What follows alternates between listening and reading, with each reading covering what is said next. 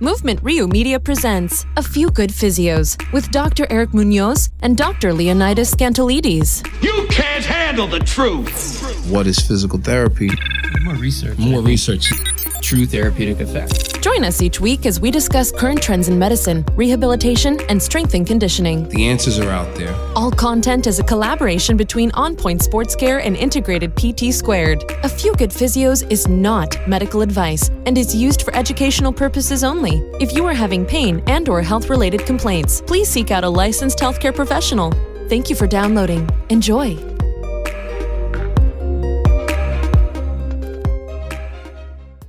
All right, here we go, episode 14. We're back, A Few Good Physios. Today we have a special guest, our third guest, Jay Hachadoorian. Thanks for coming, man. Appreciate it. Thank you for having me. Yeah. Big J. So we're going to do a little introduction, and then we'll have Jay introduce himself. Then we'll go into a little bit more of a background of what he does and how he is involved in the fitness and the strength and conditioning field and also in the rehab field. Yes, it is a pleasure to have Jay on today. Thanks for coming over, Jay. Jay is a very good friend, colleague, and just all-around great guy. And we live in the same neighborhood. You know, he is a great referral source to Integrated PT. And again, I'll let you introduce yourself, Jay. Just give us a little background on who you are. How do we all know each other? Well, Eric, you and I know each other from Velocity. Yes. Sports yes. performance, personal training. Before you were a PT. Yes, yes. Before you were a PT, right? So Probably 10 years back. 10 years back. Right. Oh my God. We used to cross paths in Velocity, and there's a small group of trainers at Velocity that actually stick around. Right, you've been there for a while. And we have been, it goes probably back 15 years I was going to say, is this prior New York Sports Med? Mm-hmm. prior to New York Sports. Oh, Two. I didn't know that. I started training people there in 2008. Okay. So Same and here, 2008. you started school when? 2007. So I probably knew you 2005 or 6 because I made that I jump. didn't know that. And prior to that, where I was at Sports Club LA got you, and that was the jump. in Rockefeller Center. Got you. Moved over to, as all New York City trainers do, bounce from one place to the next. To nonstop. So the bouncing is still occurring here. It is. Yeah. And then when you graduated from PT school, I was working at New York Sports Med as a PT aide. Yes, yes, and that was in 2011 or 12 probably. Right. Yeah, and that was a breath of fresh air to have someone in the fitness industry that actually knew what they were doing with exercise to help us out. Right, working as an aide. Right. No, it's And then we met at New York Sports Med because you guys graduated 2010. the same year. Yeah, same year. You guys were the same year. class, right? Mhm. So Yeah. you started at New York Sports Med shortly after. I did. Now I can't remember because I was a student in 2010 and I was with Luke and we would go over to the east side and I think that's where I met you. Mm-hmm. And so I was still a student there. And then when I graduated, I worked. I was working technically part time for them because they had there were a lot of people away. And then I wanted to get a full time job there. They didn't have it, so I went somewhere else for about a year, and came back in 2012, I think, or end of 2011. Anyways, but I think by then you had already opened up your spot.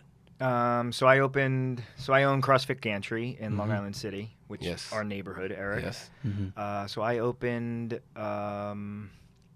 December, January 2012, 2013. Okay. Yes. Like right that beginning of the year. Nice. So about 5.5 years now I've owned the gym.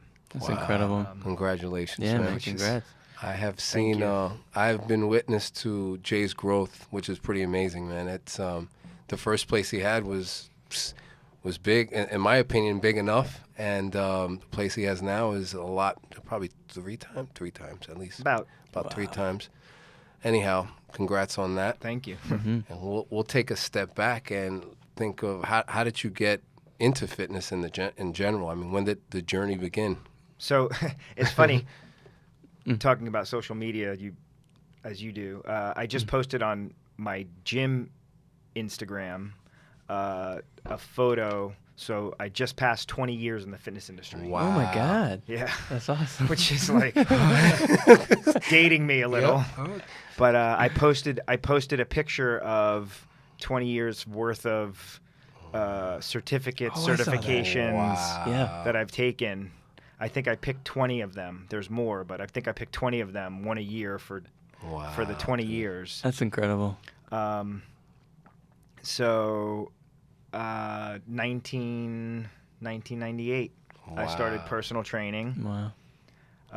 As many people move to New York, and as many people do, I moved here, with the dreams of being an actor, comedian, whatever, and was tired of being a waiter. Started personal training, Wow. and over the years, personal training business picked up, and that became my career in life. So That's so cool. Now, where were you before New York? Were you local? I went to college in Florida. Oh, okay. Florida State University.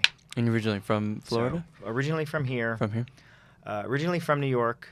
My father worked for the government. We moved around quite a bit when I was a kid. Ended up in Florida for junior high and high school. Went to college there, and then came up to New York after, like a year after graduating. Cool. That's an interesting fact. I think the first time I took a class with you with my wife, you mentioned that. Funny fact, I used to be a comedian. I was like, damn, I would never place it, but it's a cool fact. It's like another life It's now. It really is another life. Very cool. One of the Another life patients ago. I was working with at New York Sports Med, and I think I was a student still, and they're like, "Did you know Jay used to be a comedian?" And I was like, "I had no idea. I just know him as Very like cool. a super duper trainer." Very cool. And when you did start your career, I mean, it's 20 years. I mean, obviously we'll discuss it as this podcast goes by, but changes. I mean, there's a lot has changed. Oh my God. I learned how to train people from Arnold Schwarzenegger's Encyclopedia of Modern Bodybuilding. One of my mentors gave me that book. I still have it on my shelf. Yep. That's awesome. Yep. Wild. So, wild. I recall that. It was a bodybuilding situation. I mean, that's 20 years ago. That's all everybody ever did. That bodybuilding 8x10, or 8 to 10, 8 to 12 reps. Split routine. Three sets. Let's do chest and tries today. Back and buys. I used to have an accordion folder where I would put everybody's file and just walk around. And someone used to one of the older trainers used to call me the professor. But damn, 20 years. That's crazy. It goes by quick. And then when I got my first kind of real job in the city at a gym, being hired by a gym, I was like, did they do a background check? Did they? Man, no. I don't think they don't know who they hired. Well, then you look at your colleagues. That was the case, man. But then then over the years you just certification in class and just grow as a trainer. Right. And pick up the lifers on the way up. Right. So I remember at New York Sports Med, there were two connections in terms of the fitness industry. There was the CrossFit connection, and then you were also really helpful as a running coach. Oh, yes. Yeah. So the method was the pose method? Pose method. Cool. Good stuff. Did you get into that first before CrossFit, or is that something you did? So I was a competitive triathlete. Okay. Traveled around racing. So on top of personal training, I was coaching triathlon, swim, bike, run. And in, I don't know, something like maybe 2005 is I found the pose method. I had plantar fasciitis pretty bad. I've only had it ever 2 times in my life. So I had it pretty bad, trying to figure out, how do I get rid of this? And that's when I found the pose method. I did a couple sessions with a guy who was pose certified at the time, and this was before it really took off the way that it did, both in the CrossFit world and just in the running world in general. And so I decided to get certified in the pose method. which that's a funny story, which I could tell you guys. And as I learned it more and started doing it more and practicing it myself, my plantar fasciitis slowly started getting better and get better, not overnight, but Gradually. over long periods of time. And, I kind of trained it away by doing, not only, the big misconception I think about the pose method is, everybody thinks it's a way of running. No, it's a bunch of training exercises for running that you implement and put into place when you run. Wow. It's not just, let me just change my form and, No, the drills. I mean, Jay gave me a session, a one-on-one session with the pose method, and it changed everything. I mean, that was my first half marathon, but going back to New York Sports Med, that was a hit. We had so I developed the running program with New York Sports Med, Right. And where we did outside running.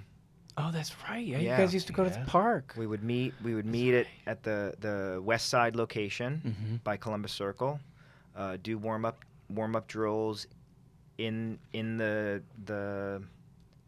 clinic. Right. Go out, run in the park, whatever the workout was that I had set up, and then go back and do our cool downs in the clinic with That's awesome. clinic equipment. And if there were patients who needed treatments, they would schedule them before or after our running. So it was a really cool thing to do in conjunction with Physical with physical therapy. And then after the run, they had the stuff accessible to them, to whether it was just foam roll or ice their feet or do a little ultrasound or something. They could have it right after running. This was the golden days. Really the golden days. I mean, Lee and I, and Jay as well, we were lucky enough to have this group of professionals that, it was beyond my scope. I knew I wasn't a running person, but I had a runner, and I would refer them to Jay. And just within 3 weeks, not even a few sessions, game changer. And like you said, they kind of trained their injury away too. They didn't stop working out. They didn't stop moving. They just tweaked a couple of things. And most importantly, they had these drills. Yeah. But this was the heyday.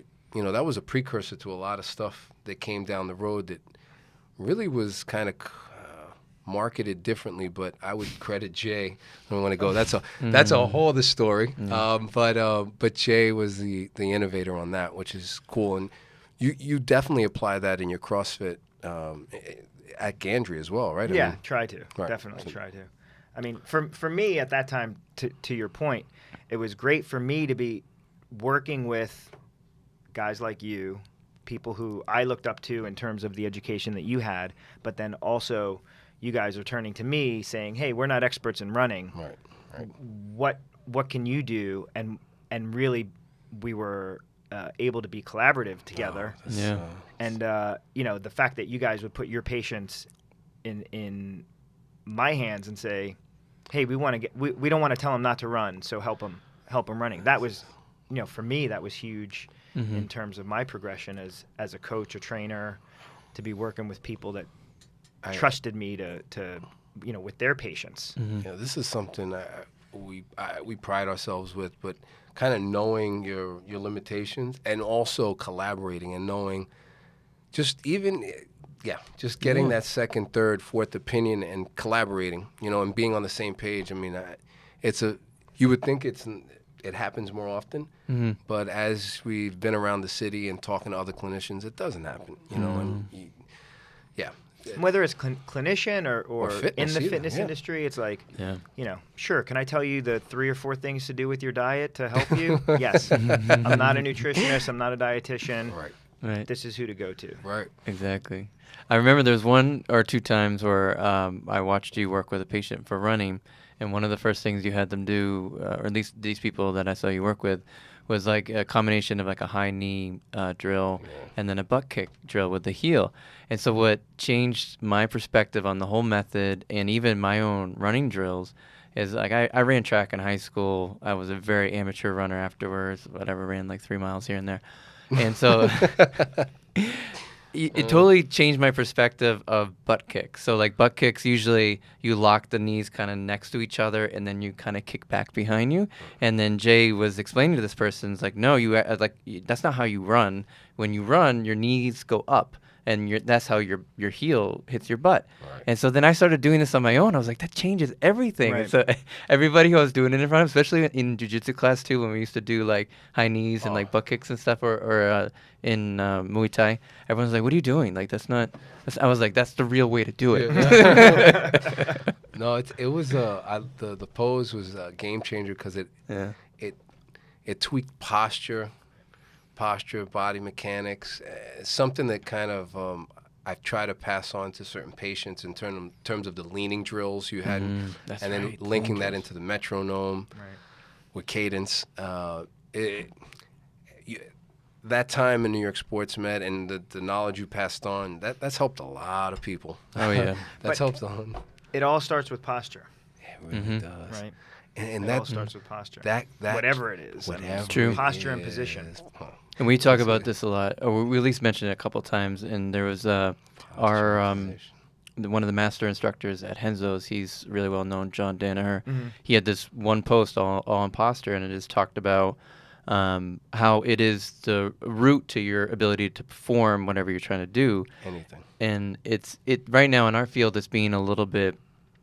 It's not being demonized, but it's just being exposed in terms of its relationship to pain. So there's a very weak relationship to pain, of course. But when it comes to performance and enhancing your ability to perform a task, you have to have some optimal posture that your body can get into to perform the task. You can't perform it at a very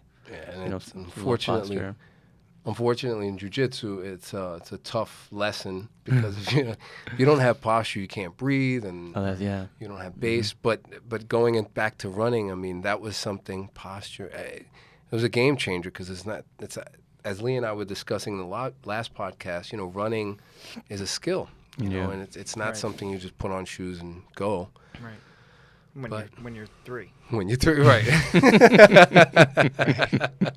Exactly what I said in the podcast. Right. I was like, kids might naturally run, but adults don't. I just bought a book. My son's going to be 3. I just bought a book for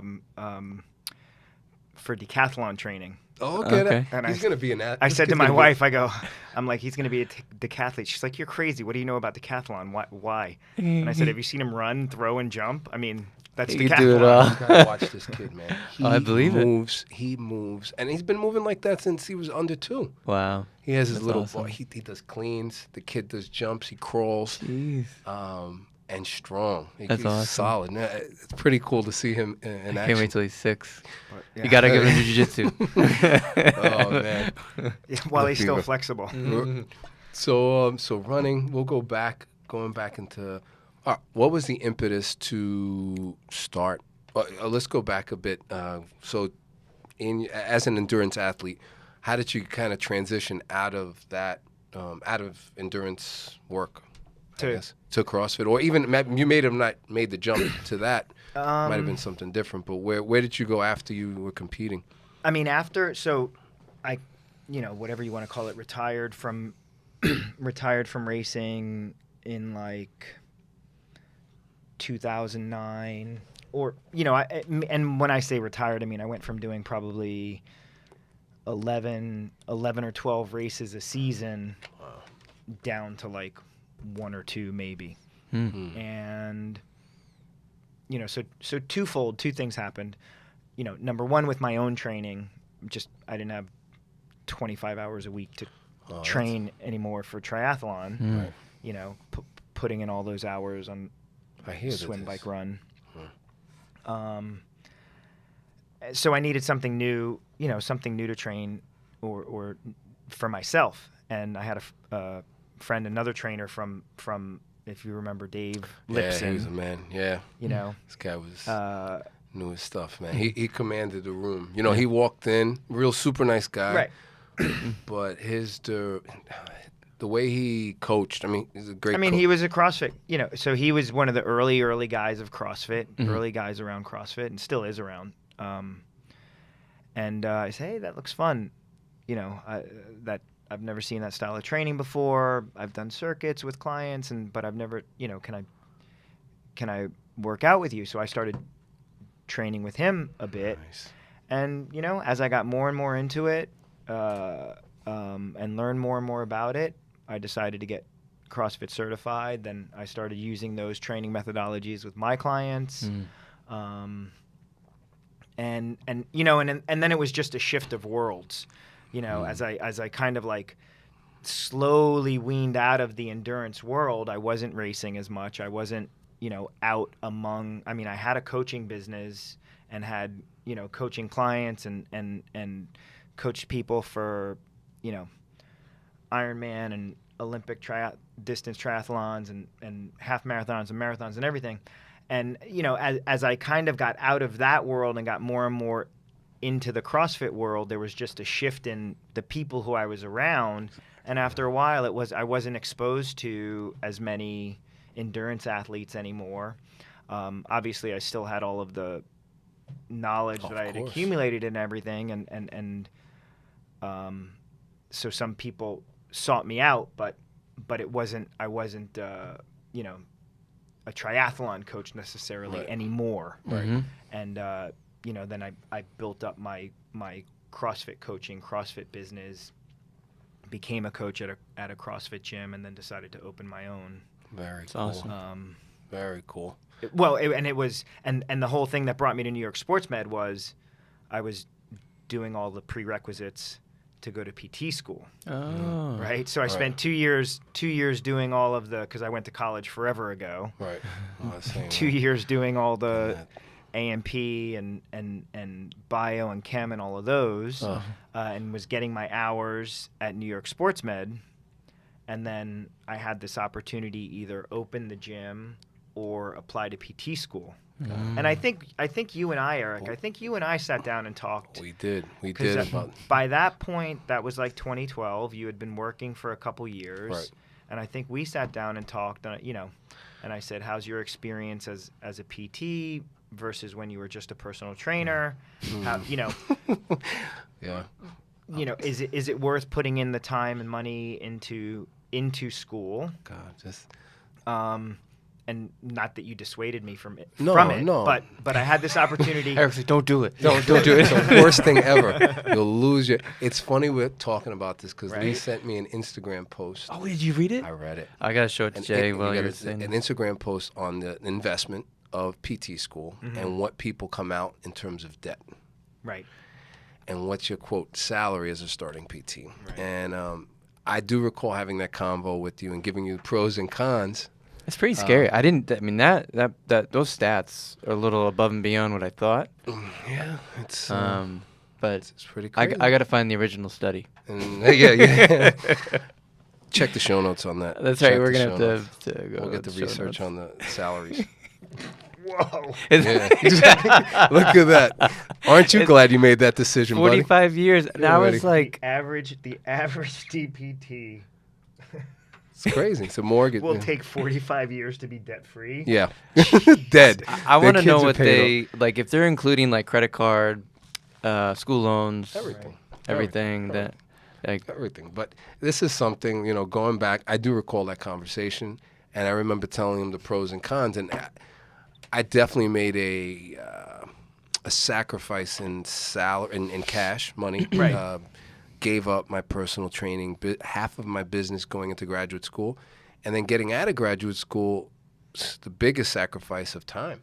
Yes. And giving someone 40 hours, and it was a novelty. I mean, the owners of the previous clinic, one of them even asked me, I was like, because I was trying to work out hours to fit my clients, and they're like, do you really want to work do you want to work? Right. And in my head, I'm like, no, not really. But it was a stepping stone. And I mean, in retrospect, I'm glad I made that decision. I'm still paying some of that off. But back to getting into, so it was a perfect storm for you in a good way. So you had PT in mind, you're in the CrossFit world, and you see the rehab. That was the link. And you took the jump. And Queens. Any particular reason why Long Island City? You hadn't. Were you living in Long Island? I was living in Woodside. Okay, so I was living in Woodside. All of my clients were in the city for the most part. But but had been looking at Long Island City for a while. There was one CrossFit gym there. He had moved slightly out of that sort of center near Vernon, right, that little area. And you know, I mean, that's where I found a space. You know, so it was like this, like you said, sort of this convergence of timing and location and having the money to be able to invest. In a business, right? And then in my mind, I was like, well, I can open the business and I can always go back to school. Right. Yep. 10, 12 years down the line if I want to. Absolutely. Just do 2 years of prerequisites again. Yeah, in retrospect, I mean, just for those who don't know Long Island City, and in the last 5 years, it has mushroomed, and it continues. I mean, the growth, it still hasn't been fully developed. So Jay made a great decision. Yeah, the timing. Timing. Is that when you moved there? This is another convergence. From when Jay and I met, I had been living in the Bronx, and my wife and I had just recently. You're from the Bronx? I'm from the BX. No baby. way. BX. If anybody doesn't know the accent here, right? The New York. I got to tell you a story about a guy in jiu-jitsu. But perfect timing. I moved to LIC the same time Jay opened his practice. That's awesome. I opened his Gandry, his gym. So it was perfect. My wife and I, at the time, fiance, got into CrossFit. It was a cool experience. Probably the best shape I've been in outside of the jiu-jitsu world. But yeah, thank you. It was a great experience, man. That was the first. Still trying to get you to work out again. I'm out of the CrossFit world, but I'm 2 blocks away. Yeah. I'm always around. But that timing was crazy. Yeah, I mean, and it wasn't just good timing in Long Island City. It was good timing in the fitness industry for that smaller. We're not boutique fitness. CrossFit is definitely not boutique fitness, but it was the timing in the fitness industry for smaller gyms, and there was a huge move away from the Globo gym, right? Quote unquote, right? Or corporate owned, large corporate owned gyms. Yeah. And this move towards all of these smaller specialty type gyms, whether they be boot camp centers or and now, I mean, obviously now it's even exploded. Yeah, definitely. But I think it was that was like a shift in the fitness industry, that also the timing of being in Long Island City with the growth in Long Island City and the change and that changeover in the fitness industry was very good. Yeah, I mean, I saw that when I started doing outside of the corporate job I had for personal training and seeking out these boutique gyms. There's only like 2 of them I can go to on the Upper West, and then by like 2008 there was another one in that area, and then I heard about this other one downtown. Then by like 2012, like you said, it was just an explosion where people wanted to actually do like a true one-on-one session instead of like this cookie cutter. Or even a small one. Group. Even a small group one, yeah. Even a small group. That's something we've seen. We have friends that own gyms with small group, like a small group model. But I think CrossFit also linked into the whole community aspect of stuff, which was another thing with these corporate gyms. Right. There's no sense of community at all. Well, you can walk into an Equinox or New York Sports Club or wherever. It doesn't matter. Right. Not to single those out. You can walk in, be there for an hour and a half, never talk to anybody. Right.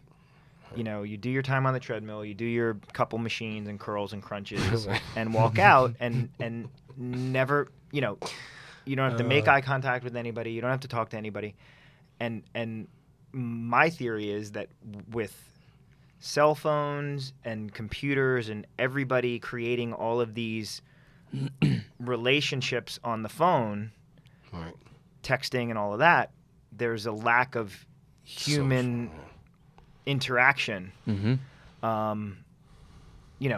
Your boss is in the office next door and you're emailing each other, right? Not talking, or the conversation might be very brief. Hey, get this done by 5, whatever. Right.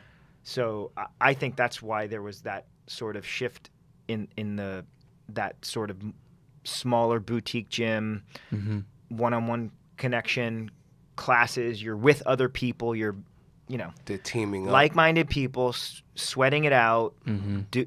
Having this workout experience together.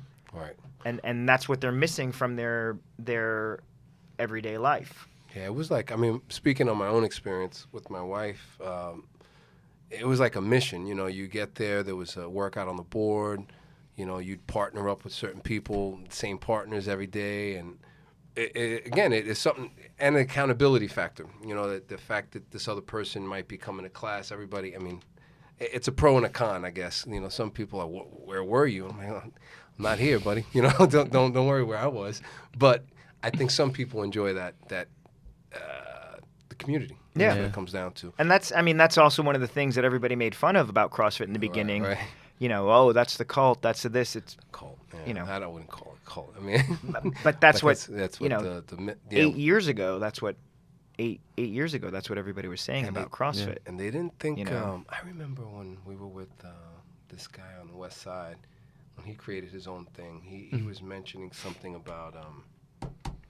He had a little spoof. He had like the video. They used to have the videos, the YouTube videos, make the myth videos. But I don't think anybody anticipated the growth that's right now. With Reebok, ESPN, Right. Yeah. They didn't anticipate that. All right. So where CrossFit? Speaking of that, we're right on the perfect topic. Some of the myths that do exist within the CrossFit world or the fitness industry. What you talked about the corporate gym, I kind of witness from time to time when I do pop into a corporate gym. It's pretty crazy what goes on. Yeah, and again, to each his own. Everybody has to start somewhere. Right. Right. I was that shitty trainer Right. at one point. Doing those bicep curls. like I said, 21s. When Sports Club LA hired me in 2000, I was like, I think they made a mistake. That's great. But so everybody's got to start somewhere, and we've all done some stupid stuff with our training or constant. Yeah. 100%. without a reason, purpose, direction, or with the wrong reason, purpose, or direction. But hopefully, and those people who I think stand out in the fitness industry learn, know, do, over the years. Right. CrossFit in the very beginning was shit on a lot, because it, so CrossFit has their own internal education program. Right. You pay $1,000, you get your CrossFit Level 1 certification in a weekend. Right? Not much different really than from any other certification. ACE certification, NASM, I've held them all. Right. Not much different than any of those. And you come out and you can be a trainer. Right. The difference with CrossFit was you come out after the weekend certification, you pass, you get your CrossFit Level 1, you can now open a CrossFit gym. So you can apply to be a CrossFit affiliate. Right. They review your affiliate application. So there's no from level 1 into opening an affiliate. There's no minimum requirement of X number of hours having coached or anything like that. So in the early days, you would see people, hey, I just got my level 1 and just trained my first client in my garage gym that I set up, and I'm now I'm CrossFit Joe Blow. Right. So it's just the same thing in the fitness industry in general, right? It's just no different, except that you could come out and now open your own gym with the name, and you could be right. So, but now cut to 10 years later or more. I think when I affiliated my CrossFit gym in 2012, I was like number 4,000 something. Right. So CrossFit started about 2001. From 2001 until 2012, 4,000. I was like 4,900 and something, I think. Wow. Right. Gyms. CrossFit affiliates Worldwide. worldwide. Okay. Now there's over 14,000. Oh my gosh. So from 2012 until 2018, so in that 6-year period, it's gone from 5 to 14. But in the first 11 years, there was only 5,000. So, Wow. So there has been this huge growth, which is awesome. But I think now people are more educated. Yes. CrossFit's internal training, CrossFit training, Right. Has been program elevated. is awesome. Mm-hmm. So now they've created multiple levels. So there's CrossFit L1, L2, L3, L4, 4 being the top, and the CrossFit coaching certification staff are the only levels 4s right now.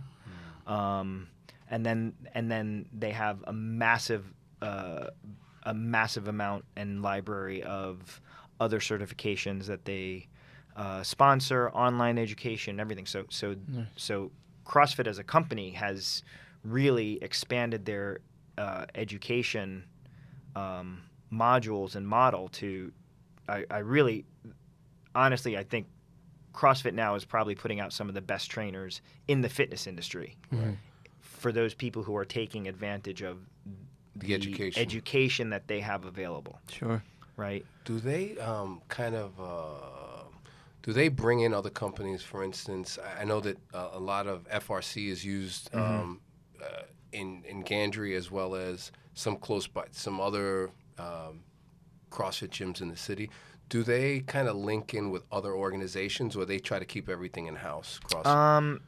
So they have created programs where they have seen, whether it be potential with another program, and they've brought that in-house and called it CrossFit FRC. Got it. For example, what happened with the pose involvement with CrossFit. Now there's CrossFit Pose. I think it's called now CrossFit Pose. And there's CrossFit Aerobic Capacity. It used to be called CrossFit Endurance. And there was a guy who trained under Nick Romanov. So he kind of created the CrossFit Endurance program.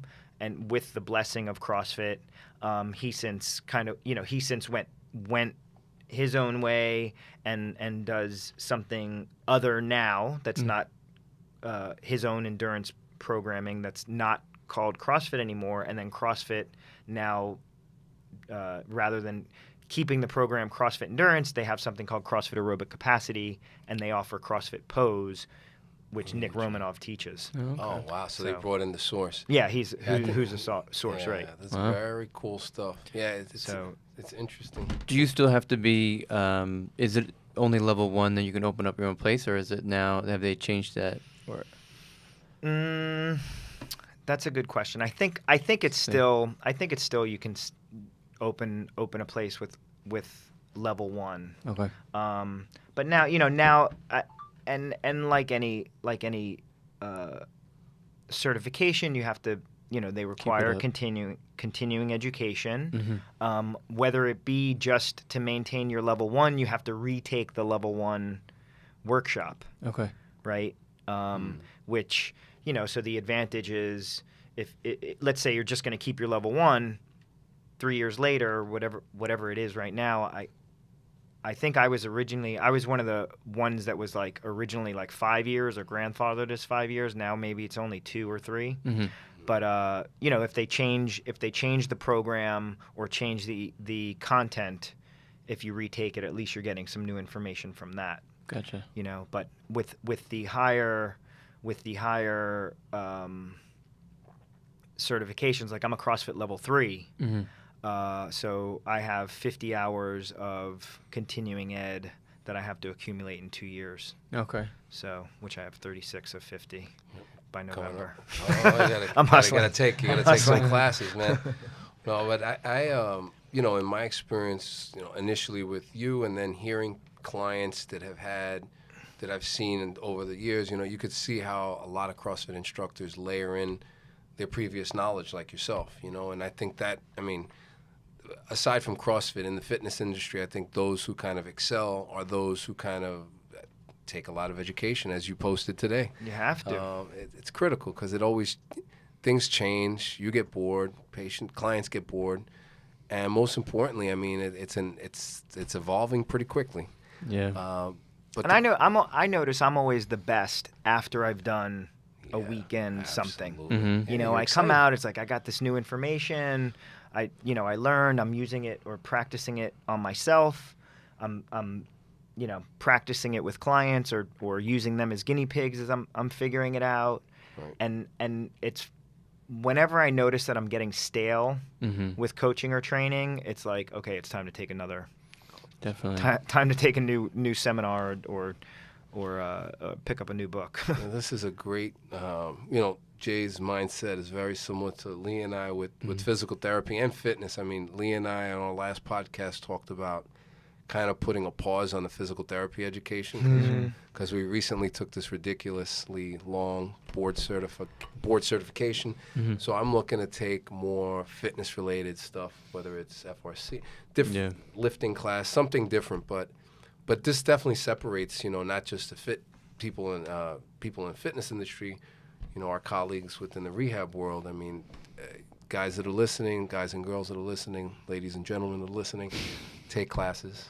Well, it's good to be aware of this, and I think it's a small percentage, because the fact that you're aware that, like, all right, it's getting a little stale, I gotta refresh myself, and you know what it feels like to be refreshed and kind of like, all right, now I could do this with this person, and I learned this about this, and I think being aware of yourself to be able to do that is a huge step and super important, both in fitness and rehab. And I think within the fitness community, it's sink or swim.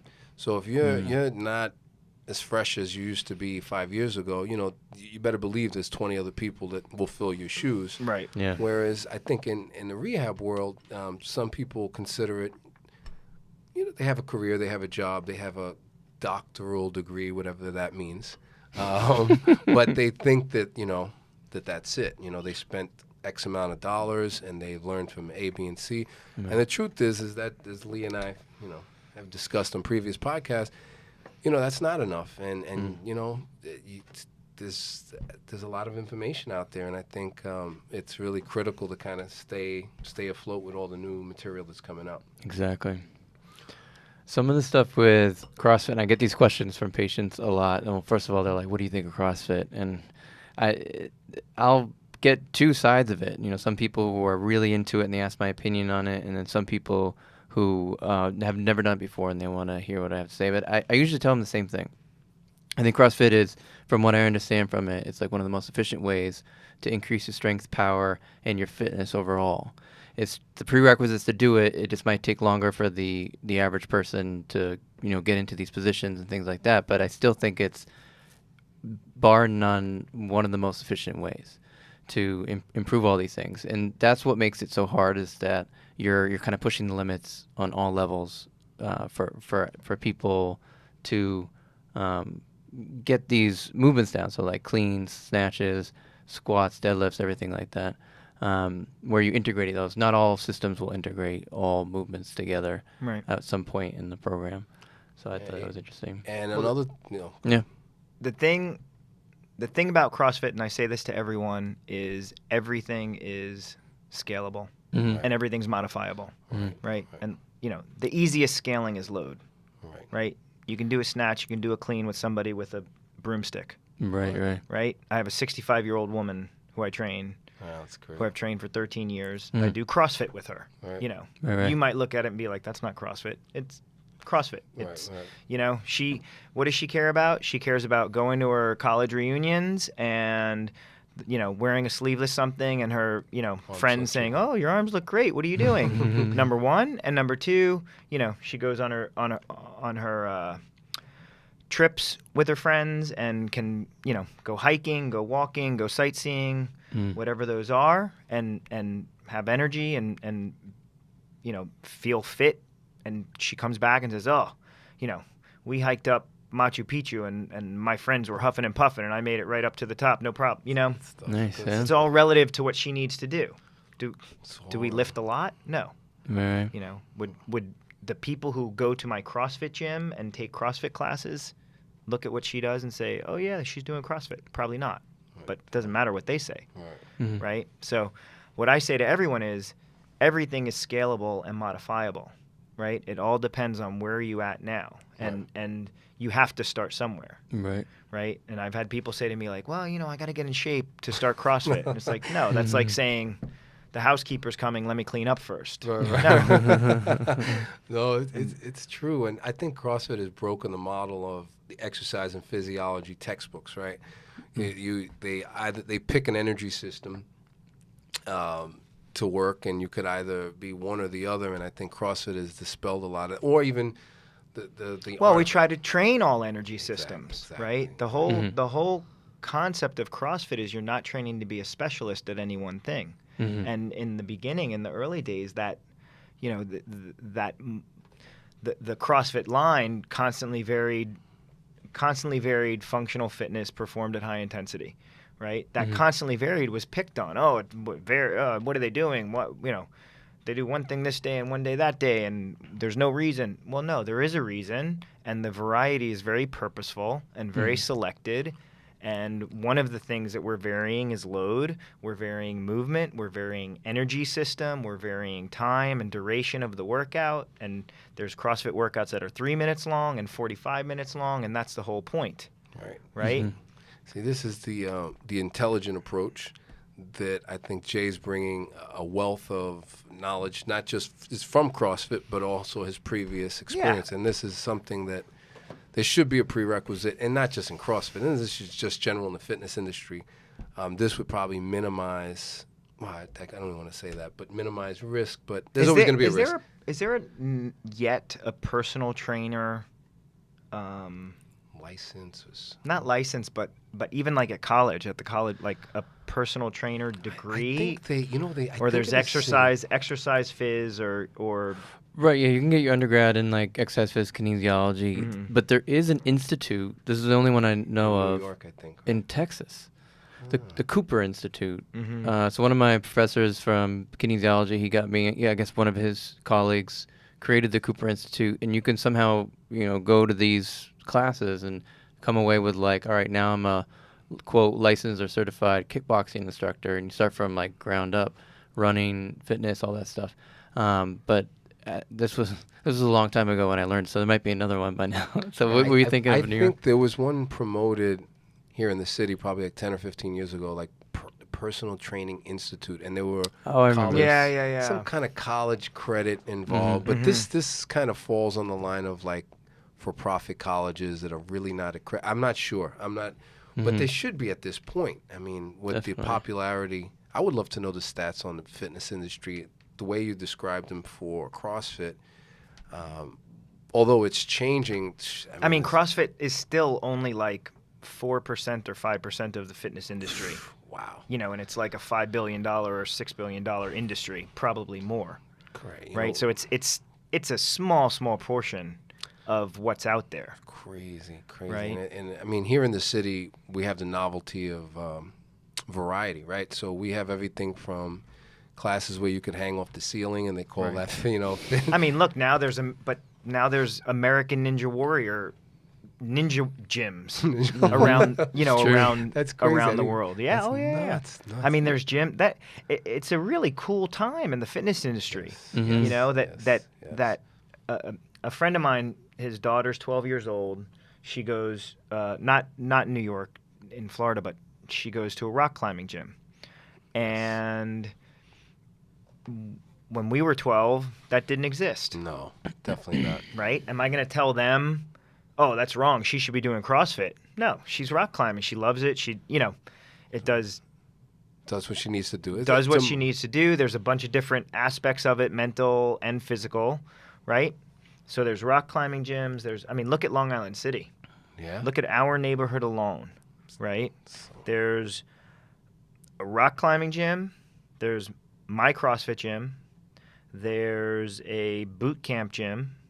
the Workout Factory. There's a Muay Thai place now. There's a Muay Thai place. Oh, really? Jiu-Jitsu place. There's 2 spinning. The Workout Factory has a spinning studio in it, and then there's also another spinning studio. Crank. Yep. Right. There's another kind of boot camp / CrossFit light-ish place. That's 5. Yoga room. There's 3 Pilates studios now. There's a guy that does capoeira. Am I pronouncing that way? Capoeira. Capoeira. Look at this. He's got So, the so accent. in our neighborhood alone, there's 10, 11 different choices for fitness. Wow. Along right? with running groups. There's And running and groups. and yeah. right, and along with running groups and right. Wow. So that is in and of itself an example of the expanse of the fitness industry right there in one neighborhood. Wow. Right? Am I going to tell everyone, well, what all of that is wrong, you shouldn't be doing those things, you have to do CrossFit? No, CrossFit's not for everybody. I get that. Do I think it's the best system out there or the best training methodology out there? Yes, that's why I own my own CrossFit gym. Right? But people are doing stuff. Who am I to tell them what they're doing is wrong? Right. You know, and we all feed each other, really. Yes. Because I've had people come to me who, I'm rock climbing and I really feel like I need to get stronger. This seems like a great way to do it, and it seems like a great workout. Oh, I'm spinning 3 times a week, but I feel like I need strength. Yeah. You know. That kind of non-judgmental approach is something that, we should have more of, and unfortunately, again, in our experience, just within the rehab clinic, we've had a lot of discussion, Lee and I, with this, but, we've had past colleagues for myself that didn't understand any of this, right? So when they hear rock climbing, they're like, whoa, you shouldn't be rock climbing your shoulder. Or they hear CrossFit. And that's what I say about jiu-jitsu. Yeah. But it's, These guys have tried to get me to come a couple times. Like, nah, dude, I'm 45. I don't want to fucking break myself. No, man. Listen, I thought the same, and there's definitely some breakage that that occurs. But I think, as you just said, like this other things that come with jiu-jitsu as well as other movement practices, the discipline, the focus, the thinking in different ways, trying to get out of bad positions, and just getting comfortable, just being able to breathe. But that kind of non-judgmental approach is, I think, will push, is what's going to push the rehab and the fitness, what has pushed it and what's going to continue to push it. Definitely. And I would love to kind of have my hand in a little of it all, because being on one side of the fence for us, I think is a disadvantage. I think the more the merrier. The more movement practices we know about and are experienced in, the more we can help people. Definitely. So. And I think from kind of to build on what you were saying, it's you listed off all those places around, but you have like a taste of it a little bit. Like definitely the running. I'm sure you experienced rock climbing, weightlifting, and that is you have that understanding because you've tried these things out, and you can kind of carry that over to people. Say like, well, that's all right. If that's what you want to do, that's just great. We can help you in other ways if you need it. But I think that's why it's so important for, I think, people more in the rehab industry to like get out there and move, because understand these things a little bit better, so you don't have to put a lot of fear in people if it's something you don't recognize. And I cited an example a couple podcasts ago about a guy who was trying to. It seemed like he was really scaring this young guy who was deadlifting really heavy. And he didn't know anything about deadlifting. And you just look at him; he's just not in shape, and nor does he know how to move. And it's unfortunate because he's now teaching people how to move. Quote, teaching people how to move after they hurt themselves. So that's something that needs to be more changing. In my couple of, while I was at CrossFit, I recall telling my colleagues, "Oh my God, I had a crazy workout, deadlifting, blah blah blah." Like, deadlifts are bad. Yeah. This is coming from the medical world. They're bad. I'm like, no. I mean, soda's bad. I mean, what do you, what do you, and again, it comes from ignorance. And like you said before, going back, everyone has to start somewhere. Right. This information that we have, we've been surrounded by it for years. So, and I guess it's up to us to kind of convey that message in a non-threatening way to people and say, hey, it's just preconceived notions. I think that links us perfectly into myths. And I recall having this discussion with you the first couple of weeks of like, hey, can you get injured doing CrossFit? Yes. You can get injured doing anything. You could get injured, running, anything. Going to a corporate gym and doing a heavy bicep curl. I mean, could really, people blow out. How many bicep? I've seen a lot of biceps. Torn biceps that way. Seen Oh, torn yeah, the yeah. preacher curl, the preacher bench. That's where they do it, where they just hang out there. And they just work the bicep. Yeah, I saw a dude riding a bull tear his bicep. Ooh. Oh, that's horrible.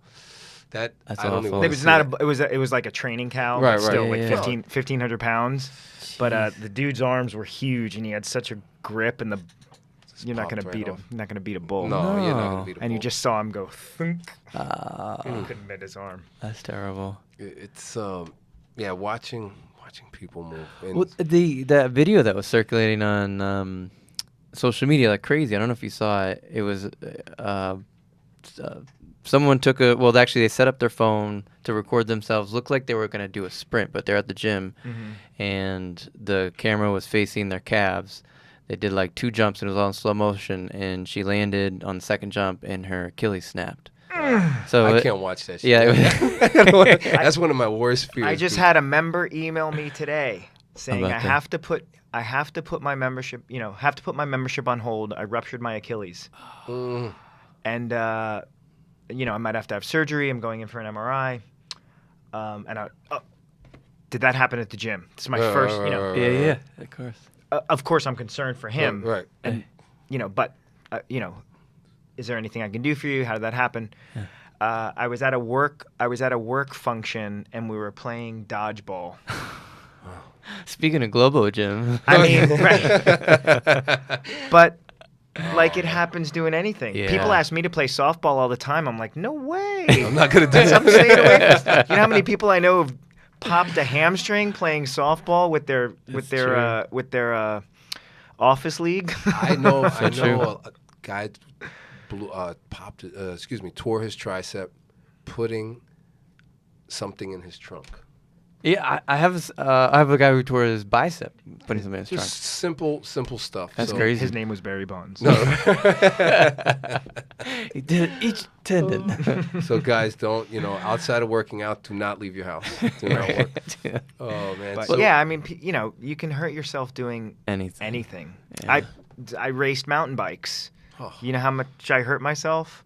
Oh, you told me about that. Broken man. elbow, Oh, yeah. broken collarbone, sprained wrist, stitches. Mountain bike You know. on a crazy incline Oh. in a forest. That's crazy. Wild.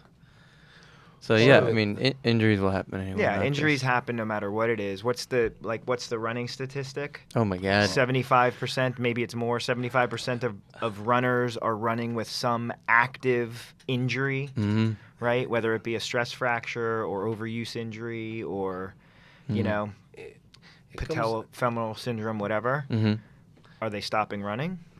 No. Are they saying, well, don't run. It's not good for you. No, I can't play tennis. It's not good for me. No, sitting at your desk all week is not good for you. And then going out and thinking that you're Roger Federer when you're serving.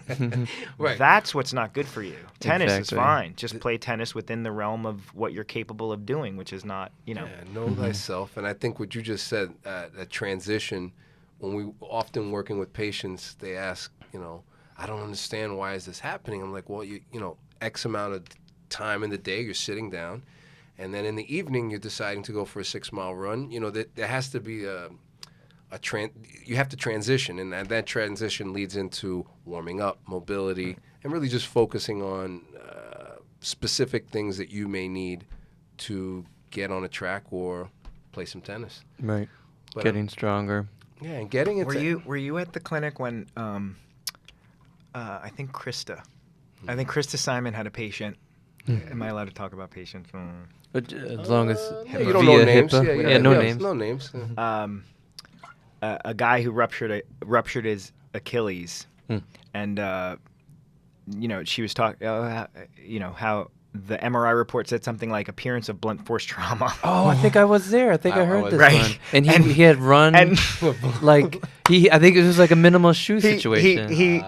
right. She's like, well, what did you do? Did you get, did Hit someone you. hit you in the back of the leg with a baseball Right, bat? No, did you do anything out of the ordinary? Well, I got a pair of, Vibram 5 fingers, and I went out and ran 13 miles. Oh, The Jesus. first time Yes. you put them on, yeah.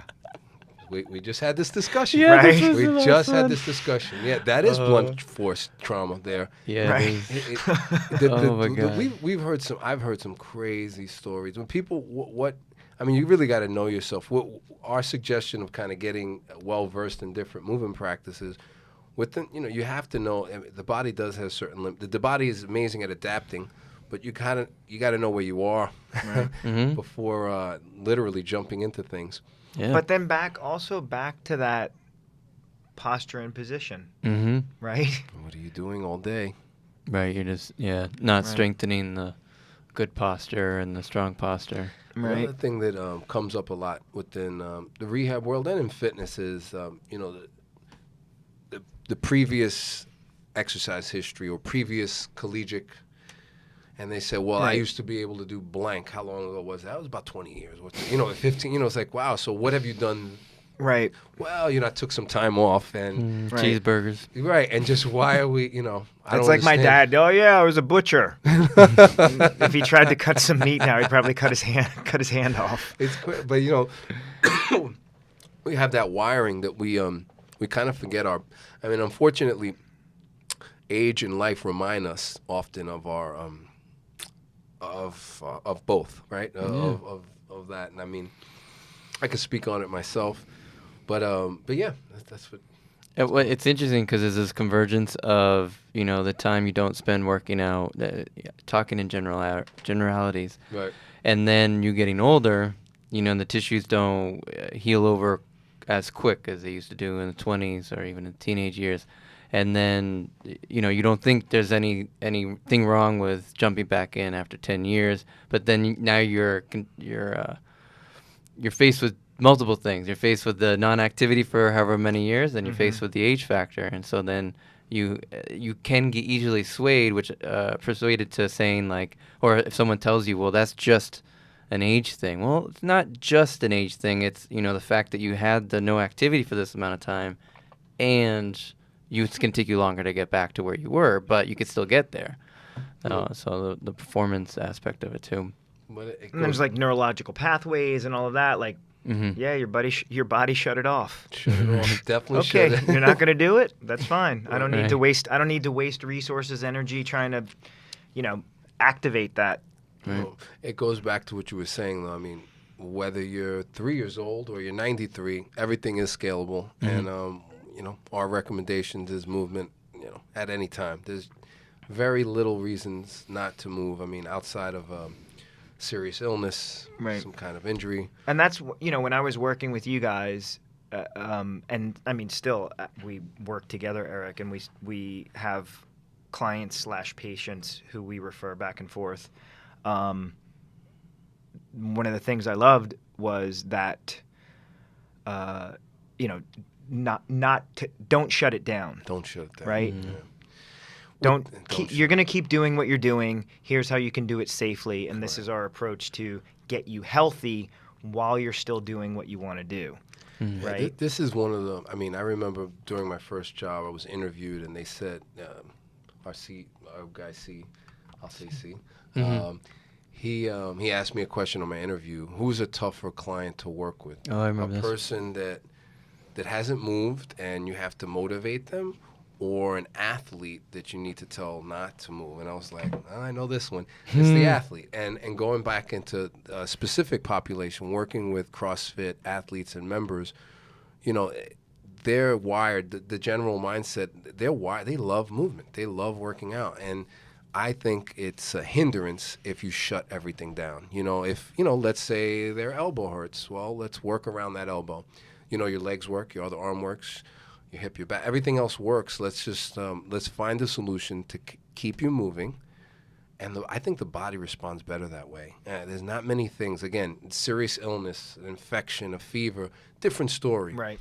But musculoskeletal issues can often be, you could keep moving with a lot of things. You want to add on that? Yeah, no, it's funny. I was just texting a client today, and so I see him for strength conditioning, and I've seen him in the past in the clinic for his neck, and then he just reached out saying something happened to him.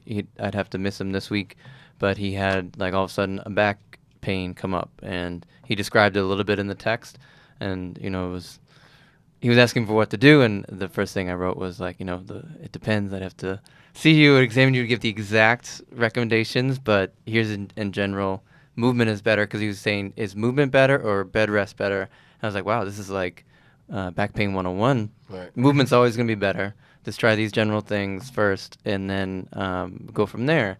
So, but it is, I think in general, people still hold on to that idea, like, I'm in so much pain, why would I move? Because it's going to hurt when I move. But actually, if you do the right things and move, it's going to be better for you and recover faster. But yeah.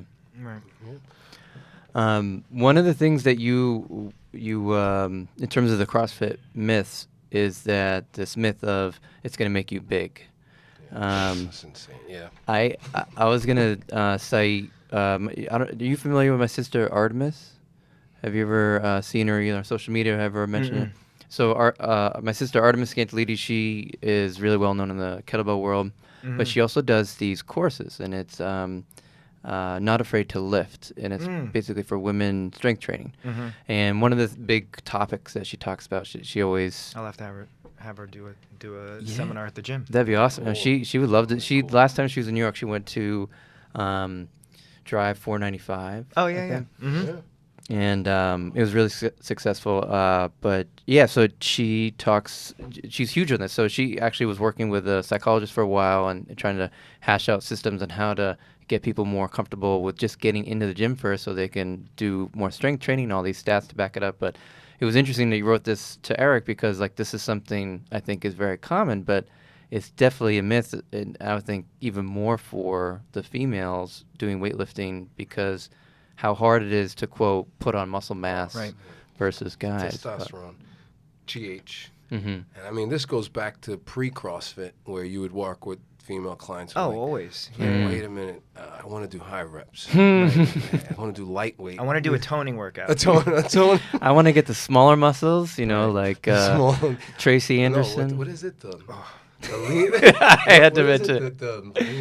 I want long and lengthen. Yeah. I want to lengthen the and muscles. tone. But this was this was something, a misconception that, we used to talk about, like, hey, you're going to have to eat 10,000 calories and you're going to have to take some steroids. Well, there's so much involved in it, right? Yes. What are you eating? What are you, right? Just not going to happen. Are you following a hypertrophy protocol? Right. Mm-hmm. Right? How often are you lifting? Right. And that, I mean, the amazing women in CrossFit who you see, who are in, the CrossFit Games and everything, I mean, they're training 5 hours a day, 6 hours a day. Like, that's their profession. That's what they do on a regular basis. The person that's working out 4 days a week for an hour is never going to look like that. Right. Never. Right. Right. And then the huge X factor is genetics. Right? It's like, does your mother look like that? No, then you will never look like that. Right? The truth. It's your so fault, true. right? But it's a myth that kind of goes. I mean, I'm not a female, but I think that is changing. But it's not as quick. It's still out there. I'm sure you get it on a day-to-day basis all the time. And it's also people don't. When people come in, I think when people come to you guys, it's probably different, because they're coming to you for a problem or an issue, or this is what I have and this is what I have to get solved. People walk in and they say, I want to get fit. I want to, but they don't know what that means, right? Someone will say, I want to get stronger, but they don't know what getting stronger means. Someone might think running is getting stronger. Correct. Someone might think, so oftentimes when I meet someone and, whether it's interviewing them for the gym or doing a consultation with them or a free intro at the gym, it's well, what does fitness mean to you? Yes. What does strength mean to you? You want to get stronger. What does that mean? Right? That is such a critical. And when you break it down, they get it and they understand it. Right? To you. That I want to get stronger, but I don't want to get big. Okay, that's easy. Right. We can do that Right. because it's a very different strength protocol for sets and reps than it is for hypertrophy protocol. Right? And we're not going to train that way. I can get you stronger with the muscle that you have. Right. If you decide you want to get stronger, then once you reach that, maximum strength potential for the muscle that you have and you want to get stronger, you know what? Then we'll talk about, hey, you have to get bigger to get stronger. Right. Right. But that's not going to happen right away, right? So I think whether it's people have misconceptions or they don't have or don't know, That's such that question he said, like, what does fitness mean to you? Or what is that, whatever. Yes, 10 different people, they're going to give you 10 different answers. Yes. Absolutely. Right? But I mean, ask a doctor, what's fitness? Well, okay, cholesterol, triglycerides, what's your Treadmill. resting How's your heart thyroid? rate? Right, right, that's fitness. And legit, like some people say, hey, my doctor told me if I don't work out, I'm going to die. Right? I got to get on a fitness routine. Hear this. Right? So there's that. There's, right? That is a critical. Ask a marathoner what's fitness. Well, you have to run a 3-hour marathon or less. Right. I mean, if you're not fit if you don't. Right. Understanding. I mean, this goes in. This is We had I this. believe- We had the athlete conversation, similar to that. Yeah. Wasn't that? Or- And I think going into what you just said is probably what separates you from many people within fitness and even rehab, in that, understanding who's on the other side of the table and really tailoring, first of all, educating them, and secondly, tailoring to their goals. And I think within our industry, people do come with issues or problems that they need solutions of some sort. And a lot of therapists think that they could provide those solutions without actually understanding the person. Right. Yeah. And, pride ourselves with kind of asking myself, well, so what? They don't have full range of motion. What does that mean to them? Well, I can't lift up my child. Oh, let's make this relevant. So all our treatment's going to be lifting your child, as opposed to this, goniometer measurement that's really meaningless. But, for those of you guys that are listening, understand your patients, your clients, and really see where they are, whatever level you're at. Yeah, having a conversation, asking those really good questions so you can get a better understanding, and then, like you said, educate them on what that can mean or what that will mean. And then what the treatment, prescription, workout program is going to be to help them, to get them to that goal. Right. You would think that this is common practice, but it really isn't. I mean, and again, it separates, hopefully in time, everybody gets on track. Even what you mentioned with the doctor saying, you're going to die, that's something we speak a lot on. And not to knock the medical industry, obviously, there are a lot of pros, but one of the cons is the language used and the fear instilled. I mean, we've all been there, where we go to a doctor for some answers to some solutions, and it's cut and dry, and it elicits other responses. Right. And Definitely. so hopefully that will change with time, but hopefully we're part of that movement of really not watching what we say, but just understanding the person in front of us may not be fully versed in what we know. Right. Well, and whether it's a doctor or whoever, the person's spouse or partner, if you don't lose weight, I'm out of here. Right. Right? Like, I got to start working Get out. your game plan together. Right. Like you got 6 months, Right. 20 pounds. Right. No, it's true, and those are the barriers, right? Those are the barriers for a trainer. Those are the barriers for a physical therapist. Yeah. There are there are influences.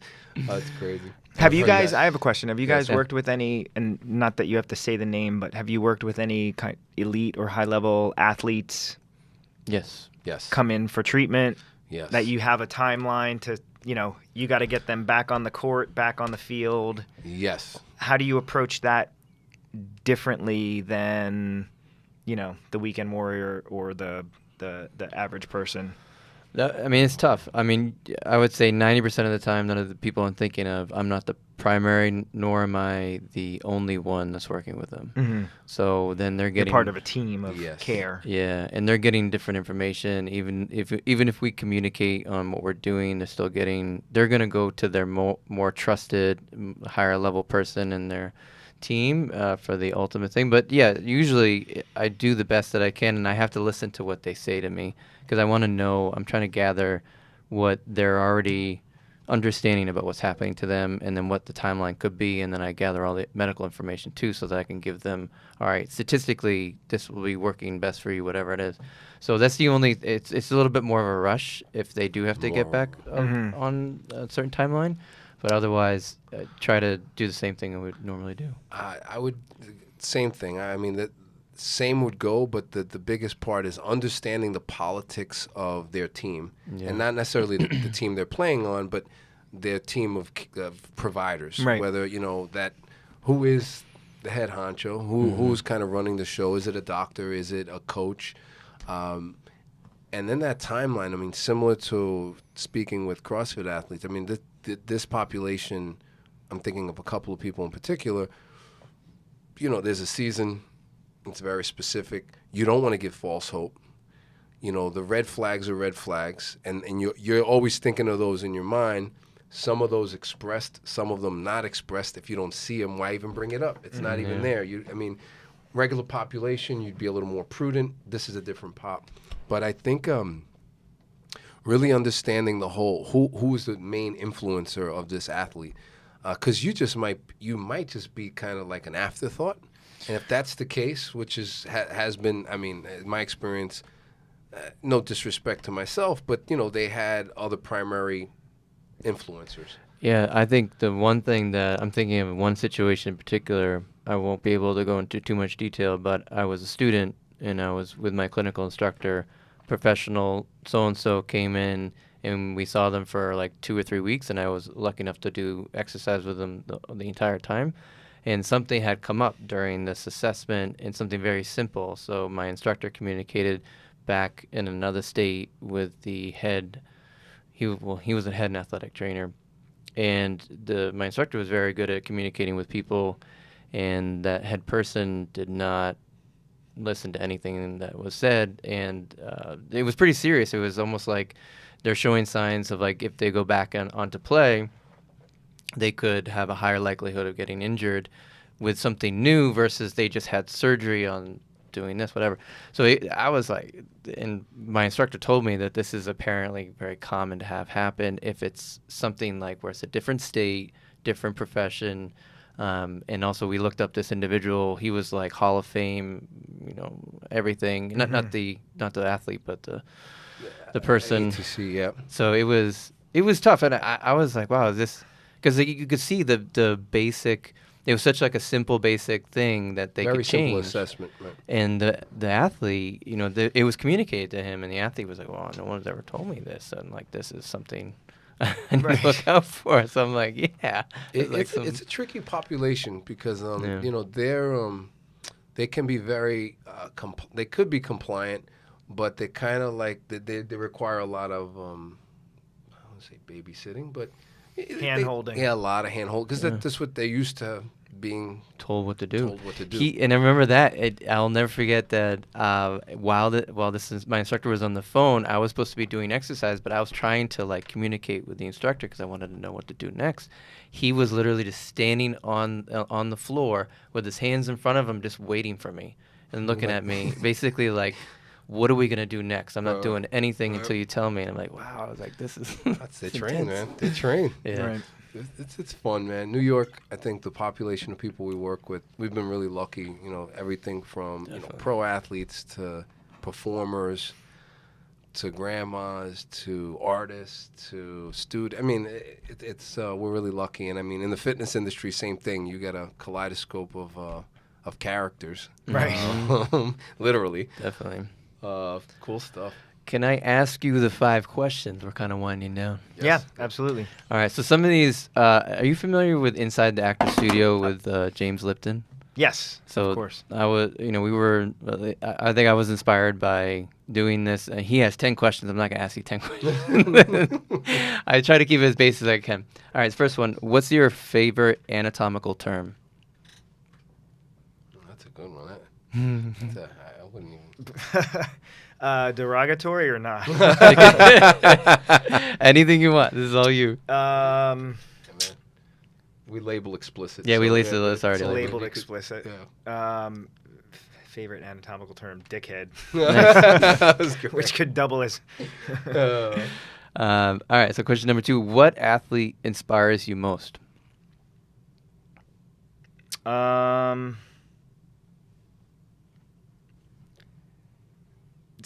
Serena Williams. Nice. She's a badass. Mm-hmm. Just Definitely. Oh, badass. That's I mean, cool. I've heard some stories from her, from trainers of hers, that they're just like, she's the best athlete ever. Yeah. No, Beast, man. she's awesome. And, Yeah. and through adversity too, man. Yeah, Yeah, so many things. what she just did. Amazing. amazing. It's insane. All right, third one's a little funny, but Pickle Rick, Tiny Rick, or you don't know? That's crazy. I like pickle. Pickle? Yeah. So that was, it's a Rick and Morty question, but nice. I would say Pickle too. I would say don't know. I would say what are you talking about? But Anything pickled is usually pretty good. That's true. If you were to meet yourself 15 years ago, what advice would you give yourself? This is a tough one. So Where was I 15 years ago? yeah, that's the first thing, right?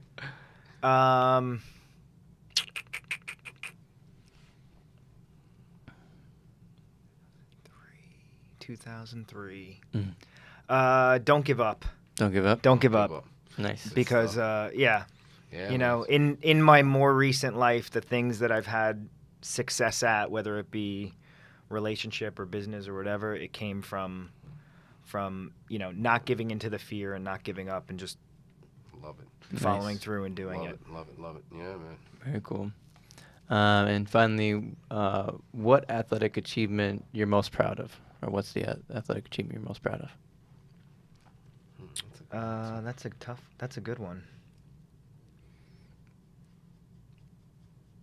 I mean, field day champion in 6th grade still stands out in my head.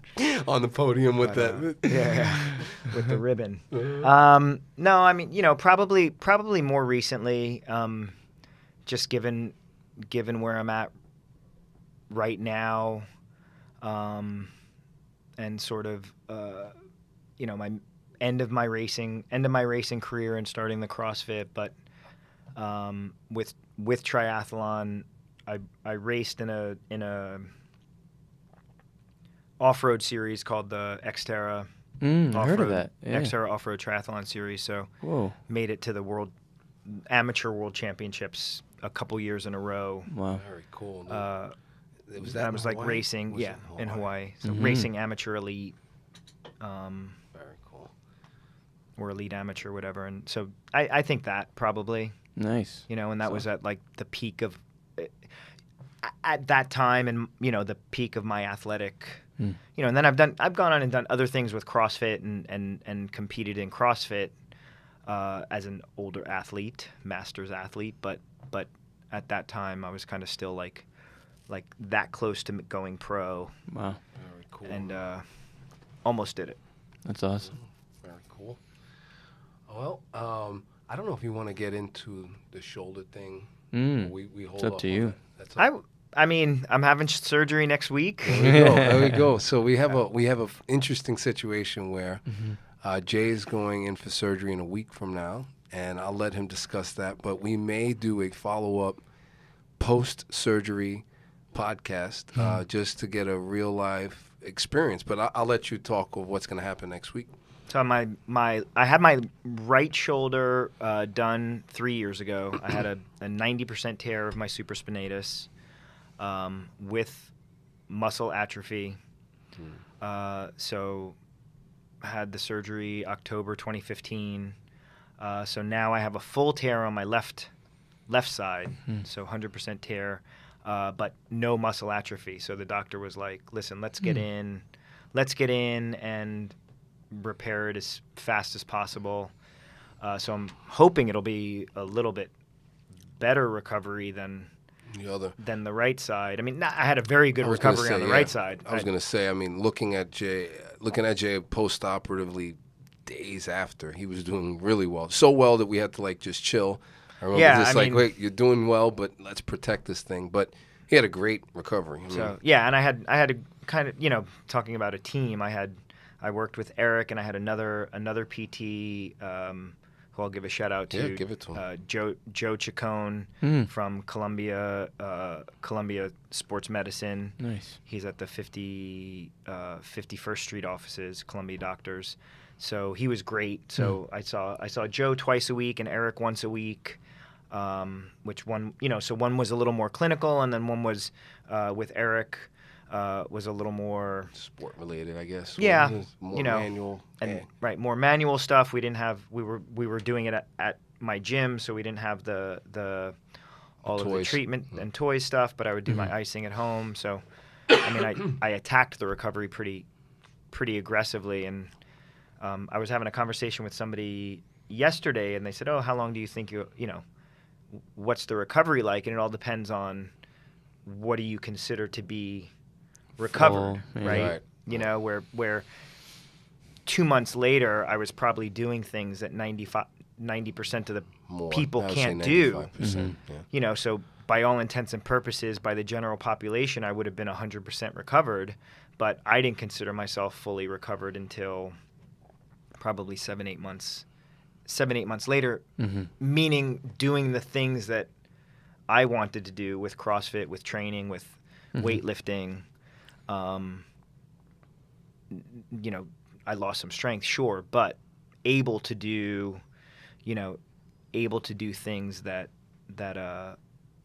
was the whole purpose for having surgery. So, were either one of the tears traumatic? Was there one incident that happened? So on the funny thing is, on the right side, it was that he considered it more. Chronic, maybe. Chronic, right? So, and in fact, I think the right side was probably from either one of my biking accidents, so several years ago, probably before CrossFit, and then I think starting CrossFit and getting into that more strength training actually bought me a lot of time on an already torn shoulder, and then I reached a point where my skills, ability, strength exceeded what the tendon was capable of withstanding. So I had to have, then I got to the point where, okay, I have to have surgery, because then it was getting painful. But I think I got 6-7 years out of probably a tear that I had already had for a long time. Wow. Because over the years I had, pain on and off from a shoulder pain on and off from, doing whatever. On this side, the left side that I'm having surgery on, I can think of 2 potential incidents recently that where it was and I came when I went to kind of get up. I was working on a gymnastics drill and pop, kind of like a press up on or into a handstand on a box, and I just felt like a little pop and a tingle down my arm, and I remember. I text you frantically like, "What? I think I fucked something up. I can't lift my arm." It was, and again, the signs on that was like end of February, beginning of March. So I think that was like the real inciting incident. Yeah.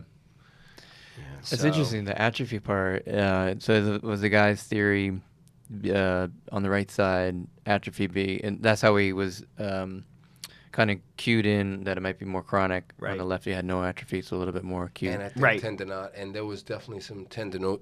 What was left of the tendon, there was some signs, I think, of tendinosis. Okay. And So been some time. There has been some time. Right. Whereas the left looked healthy and no resection. So it was, that's interesting. That's like where timing's kind of important of the surgery. We talked. So I kind of gave it. I gave it from end of February, beginning of March. I gave it 3 months. I was doing all my PT exercises. I think you worked on me a couple times, Eric, and I tried to stay away from. I think for a month I took anti-inflammatories and then said, let me not take them so I know what's going on, and then decided to go in July and have him look at it. And Nice. So we ordered the MRI right away and said, oh yeah, it's a 100% tear. Let's get it done as soon as possible. Yeah, so That's we'll good. stay tuned. We'll have Jay back on to let us know his experience with that. And I think that might wrap it up. Thank you, Awesome. Jay. Thank really you guys. appreciate This it. was a man. lot of fun. Thank That you. was Thank awesome. you. We appreciate it. All right, signing off. Thank you for listening to A Few Good Physios. Follow us on Instagram, Twitter, YouTube, and Facebook. Follow us each week while we interview guests and have clinical commentary.